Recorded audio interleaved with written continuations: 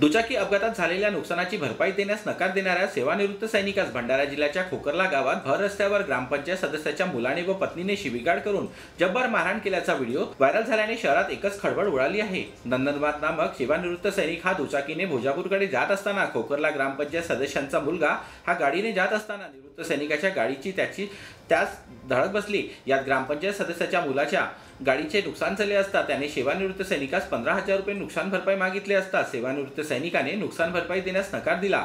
तेव्हा मुलाने वडिलाला व आईला घटनास्थळी बोलावले असता ग्रामपंचायत सदस्य मंगल क्षीरसागर हे घटनास्थळावर आले असता त्यांच्या मुलाने सेवानिवृत्त सैनिकाला अशील शिवीगाळ करून लाथाबुक्क्याने, काठीने, विटाने तसेच पाठीवर, डोक्यावर, छातीवर मारून जखमी केले। तर ग्रामपंचायत सदस्याच्या पतीने मारपीट केली। तर महिला ग्रामपंचायत सदस्याने शिवीगाळ करत असताना एका इस्माने व्हिडिओ तयार केला असून सोशल मीडियावर व्हायरल केल्याने खळबळ उडाली असून पोलिसांनी आरोपी विरुद्ध गुन्हा दाखल केला आहे।